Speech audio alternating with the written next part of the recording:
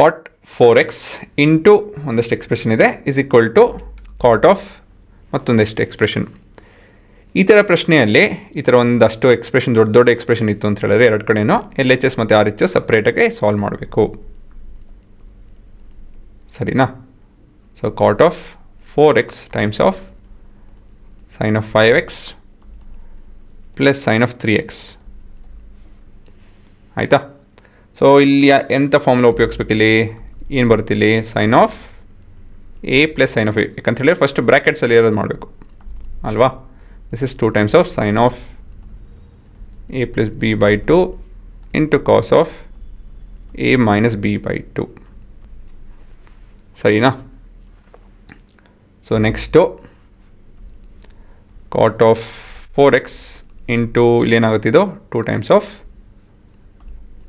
Sign of 5 plus 3 ಅಂತ ಹೇಳಿದ್ರೆ 8 by 2 that is 4x into ಇವೆರಡು ಸಪ್ರೇಟ್ ಮಾಡ್ತಂದ್ರೆ 2 ಬರುತ್ತೆ sine of cos of x ಆಗುತ್ತೆ ಅಲ್ವಾ? ನೆಕ್ಸ್ಟು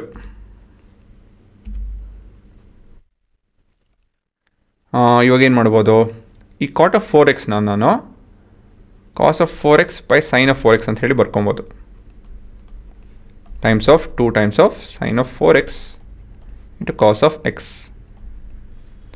ಸೊ ಇದರಲ್ಲಿ ಇವಾಗ ಸೈನ್ ಆಫ್ 4x ಕಟ್ ಆಗುತ್ತೆ. ಏನು ಮಾಡ್ಕೊಳುತ್ತೆ? 2 times of cos 4x into cos of x. ಇದನ್ನು ಮುಂದೆ ಹೋಯಿತು ಅಂತ ಹೇಳಿದ್ರೆ ಸ್ವಲ್ಪ ಕಾಂಪ್ಲಿಕೇಟೆಡ್ ಆಗುತ್ತೆ, ಎಕ್ಸ್ಪ್ಯಾಂಡೆಡ್ ಫಾರ್ಮಲ್ಲೆಲ್ಲ ಆಗೋಗುತ್ತೆ. ಬೇಡ, ವಾಪಸ್ಸು ಆರ್ ಎಚ್ ಎಸ್ಗೆ ಹೋಗೋಣ. ತಿರ್ಗಾ ಆರ್ ಎಚ್ ಎಸ್ಸಿಂದ ಶುರು ಮಾಡೋಣ. ಹಾಂ, ಆರ್ ಎಚ್ ಎಸ್ ಏನಿದೆ? Cot of x into sine of 5x minus sine of 3x. So ಇಲ್ಲಿ ಎಂಥ ಫಾರ್ಮುಲಾ ಉಪಯೋಗಿಸ್ತೀವಿ? ಹೌದು, because sine of A minus sine of B yes. ಹಾಂ, ಇದು ಈ ಫಾರ್ಮುಲಾ ಬರ್ತೀನಿ. ಇದೇನು ಅಂತ ಹೇಳಿ ನೀವು ಯೋಚನೆ ಮಾಡಬೇಕು. ಹೇಳಿ ಮನಸಲ್ಲೇ. ಸೈನ್ ಅಲ್ಲ, ಕಾಸ್.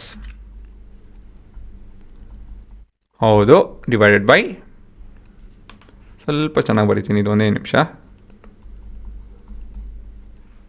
ಮತ್ತಿದು ಹೌದು ಎ ಮೈನಸ್ ಬಿ ಬೈ 2 ಬರುತ್ತೆ ಇಲ್ಲಿ. ಸರಿನಾ? ಸೊ ಮತ್ತು ಮುಂದೆ this is cot of x into 2 times of, ತಿರ್ಗಾ ಇಲ್ಲೂ ಕಟ್ಟಾಗುತ್ತೆ. ಅದಕ್ಕೆ ಏನು ಮಾಡೋಣ ಅಂತ ಹೇಳಿದ್ರೆ, ಹೇಗಿರೋ ಪ್ಯಾಟ್ರನ್ ಗೊತ್ತಲ್ವಾ? ಸೊ ಇಲ್ಲೊಂದು ಎಕ್ಸ್ಟ್ರಾ ಸ್ಟೆಪ್ ಬರೆಯೋ ಬದಲಾಗಿ ಇದನ್ನು ಮೊದಲೇ ಬರೆದು ಬಿಡ್ತೀನಿ. So this is cos of 8 ಅಂತ ಹೇಳಿದ್ರೆ 4x ಆಗುತ್ತಿದ್ದು. This is sine of 2x by 2, this is x ಅಲ್ವಾ?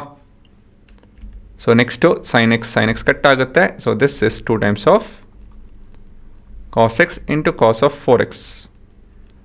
So this is same as R L H S. So ಹಾಗಾಗಿ this is equal to R H S and we have the proof. ಅಷ್ಟೇ.